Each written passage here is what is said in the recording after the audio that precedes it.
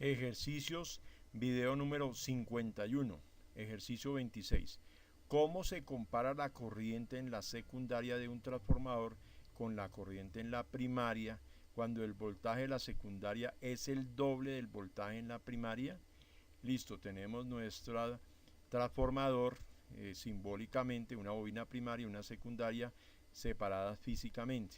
Entonces vamos a mirar qué sucede con la pregunta que nos hacen. Dice, la corriente es inversamente proporcional al voltaje. Es por ello que la corriente será la mitad. Recordemos que la potencia del primario es igual a la potencia del secundario. A ver, cuando yo leí la corriente es inversamente proporcional al voltaje, si usted en este momento se acordaba de la ley de Ohm, dice, eso no es cierto. La corriente es directamente proporcional al voltaje. Sí, claro, pero vea, vamos a verlo por qué. Vamos a imaginarnos aquí que un transformador tiene una potencia de 400 vatios. Recordemos que la potencia del primario es la misma potencia del secundario en un transformador si despreciamos pérdidas. Entonces, ¿qué quiere decir?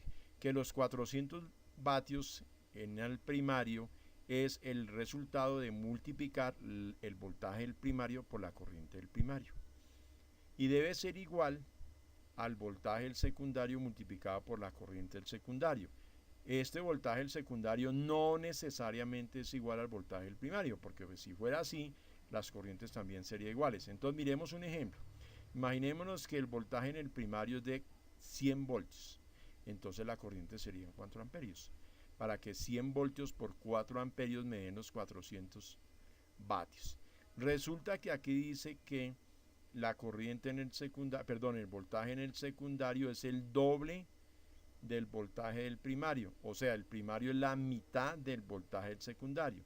Si el voltaje es 200 voltios, la corriente tiene que ser 2 amperios, o sea, la mitad, para que 200 voltios por 2 amperios me den los 400 vatios.